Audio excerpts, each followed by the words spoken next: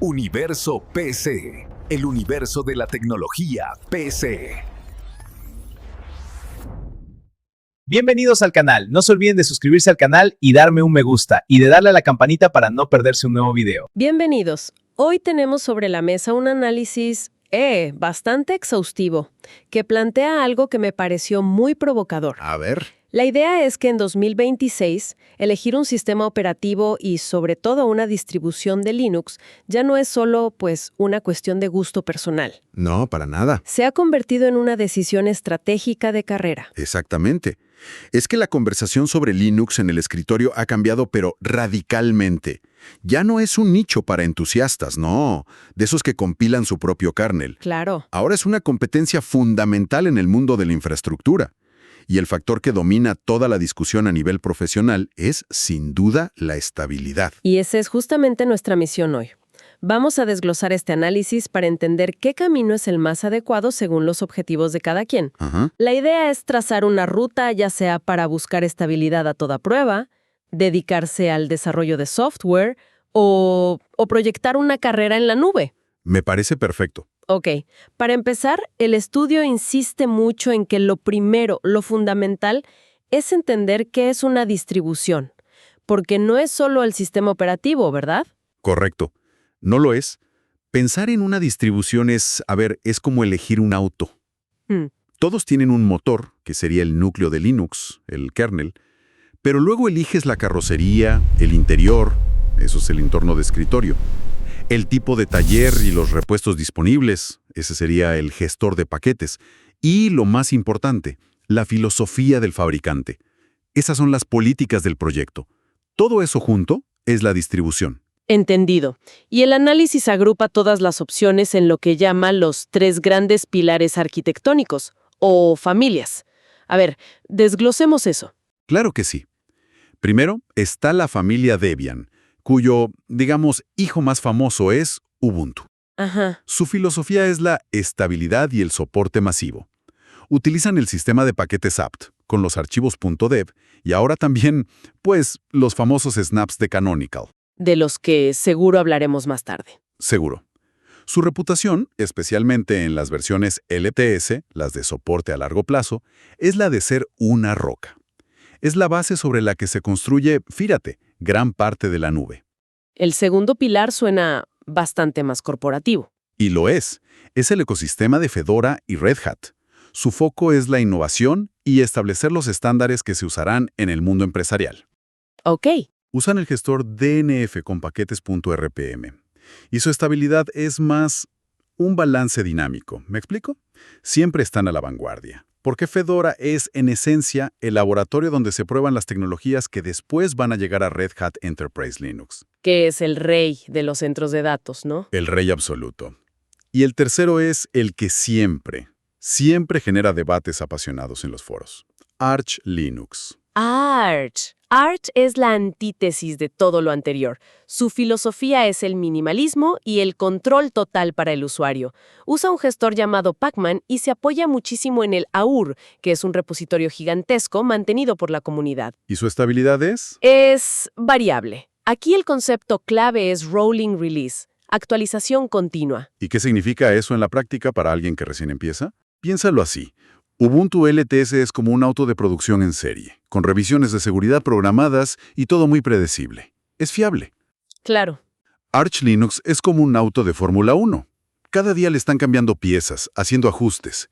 Tienes la última tecnología al instante, sí, pero de vez en cuando una pieza nueva puede no encajar perfectamente y vas a necesitar saber de mecánica para ajustarla. Suena a que esa libertad total de Arch puede convertirse muy rápido en responsabilidad total por arreglar lo que uno mismo rompió. Exacto. Quizá no es el mejor punto de partida si uno tiene un proyecto que entregar el lunes, ¿no? Ese es exactamente el punto. Por eso el análisis se centra en las distribuciones que ofrecen una base sólida para empezar una carrera, no para experimentar sin fin. Vayamos entonces a esas opciones más seguras. Cuando uno busca en foros, el primer nombre que siempre sale es Ubuntu. Casi un cliché. Pero, estamos en 2026. ¿Sigue siendo realmente la mejor puerta de entrada o es solo inercia de la comunidad? Es una pregunta excelente, porque la razón ha cambiado. Hace 10 años, la respuesta era su facilidad de uso. Hoy, la razón es puramente estratégica. ¿A qué te refieres? Su importancia va mucho más allá del escritorio. Es la base predominante en las nubes públicas más grandes. AWS, Azure, Google Cloud. O sea, está en todos los lados. ¿En todos lados? Aprender a usar Ubuntu en un portátil significa adquirir habilidades que son directamente transferibles a la administración de servidores, a la arquitectura de contenedores. Es, literalmente, aprender el idioma de la infraestructura moderna. Bastante a nivel técnico. El informe menciona algo llamado el kernel HW. ¿Qué es y por qué es tan importante? El HW. Significa Hardware Enablement. Y es una solución brillante al dilema de estabilidad versus modernidad. A ver. Las versiones LTS de Ubuntu tienen una base de sistema superestable, que no cambia en años.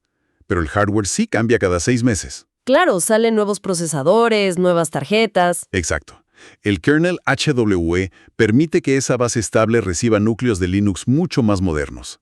Así, puedes tener la fiabilidad de una LTS, pero con soporte para el hardware más reciente, como, no sé, los procesadores Intel Panther Lake o las tarjetas gráficas RTX Serie 50 que menciona el estudio. Es lo mejor de ambos mundos, entonces. Justo eso. Pero bueno, no todo es color de rosa. La gran controversia con Ubuntu son los snap.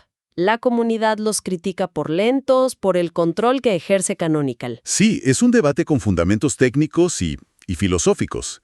Técnicamente, un snap es una aplicación autocontenida, con todas sus dependencias incluidas. Aislada. Aislada del resto del sistema, exacto. La ventaja de seguridad es enorme, y las actualizaciones son triviales. La desventaja es el tiempo de carga inicial, que puede ser mayor. Mucho mayor. El estudio señala que en hardware moderno con discos NVMe esta diferencia es casi imperceptible. El verdadero punto de fricción es filosófico. Canonical controla de forma centralizada la tienda de snaps y eso, pues, choca con la cultura de descentralización del software libre. Entendido. Entonces, para quienes no comulgan con esa filosofía, el informe propone una alternativa que llama el refugio predilecto. Hablemos de Linux Mint. Linux Mint es la respuesta a la pregunta, ¿cómo hago para que alguien que ha usado Windows toda su vida se sienta cómodo en 5 minutos? Tan así. Tan así. Su entorno de escritorio Cinnamon es deliberadamente tradicional, intuitivo. Técnicamente se basa en la versión LTC de Ubuntu, pero el equipo de Mint hace un proceso de curación. ¿Qué significa eso? Que eliminan los snaps por completo y priorizan un formato alternativo llamado Flatpak, que es más descentralizado. El informe destaca una herramienta de Mint que parece casi mágica. Timeshift. ¿Ah, sí? Espera, ¿me estás diciendo que Mint incluye una especie de máquina del tiempo para todo el sistema operativo? Se podría decir que sí. O sea, si instalo algo que lo rompe todo, ¿puedo simplemente presionar un botón y volver a como estaba ayer? Eso suena increíble. Exactamente eso. Timeshift crea instantáneas del sistema de archivos de forma automática. Si un usuario, experimentando en la terminal o instalando un controlador, rompe algo catastróficamente, puede reiniciar, elegir una instantánea anterior y en 2 minutos tener el sistema exactamente como estaba. ¡Wow! Elimina por completo el miedo a experimentar, que es la barrera más grande para aprender. Es la red de seguridad definitiva para un principiante. Entendido. Mint es el refugio seguro. La opción para no tener problemas. Pero, ¿qué pasa si el objetivo es justo lo contrario? Si lo que se busca es estar en la cresta de la ola, exprimir el hardware. El informe habla de una opción que llama la vanguardia del rendimiento. PopOS. PopOS, de la empresa System76, es un caso de estudio fascinante. Empezó como un derivado de Ubuntu, pero ahora es un pionero tecnológico por derecho propio. Su mayor innovación es su entorno de escritorio Cosmic, que está escrito desde cero en el lenguaje de programación Rust. He oído mucho sobre Rust. ¿Por qué es tan importante que un escritorio esté escrito en ese lenguaje? Aquí es donde vemos un cambio de paradigma. Rust es un lenguaje que previene por su propio diseño toda una categoría de errores de gestión de memoria que han plagado a los sistemas operativos durante décadas. O sea, es más seguro por defecto. Mucho más. Lo que esto significa es que PopOS no es solo un sistema más estable, es un vistazo al futuro de cómo se construirá el software crítico.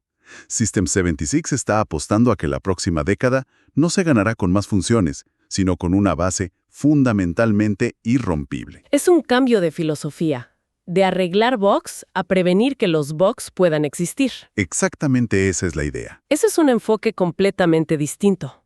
Además de Rust, ¿qué más lo diferencia? Está orientado a la productividad extrema. Su función de tiling automático, que organiza las ventanas en mosaico de forma inteligente, es ideal para desarrolladores que manejan múltiples terminales, editores. Claro. Y un punto clave que resuelve uno de los mayores dolores de cabeza históricos de Linux.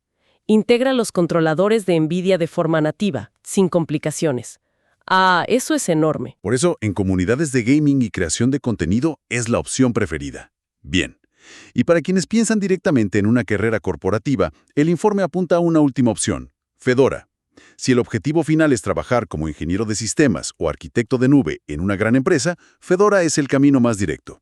Es el campo de pruebas para las tecnologías que acaban en Red Hat Enterprise Linux. O sea que aprender Fedora es... Es, en cierto modo, aprender el futuro de RHEL con 6 meses de antelación. El estudio Camón menciona que tiene una curva de aprendizaje inicial un poquito más dura. Sí, y es intencional. Fedora tiene una filosofía muy estricta de software libre. Por defecto, no incluye códecs de video propietarios o drivers privativos. ¿Y eso por qué? Porque obliga al usuario a aprender a habilitar repositorios de terceros, como RPM Fusion, para obtenerlos. Este pequeño obstáculo es en realidad una lección valiosísima. Te enseña cómo funciona el sistema de verdad. Exacto. Te enseña sobre gestión de repositorios, sobre licencias de software, una habilidad crítica en el entorno profesional. Además, su ciclo de lanzamiento rápido, cada 6 meses, garantiza que los desarrolladores siempre tengan las últimas versiones de sus herramientas. Hay otro tema técnico que el informe considera vital para 2026, la transición del servidor de visualización de X11 a Wayland.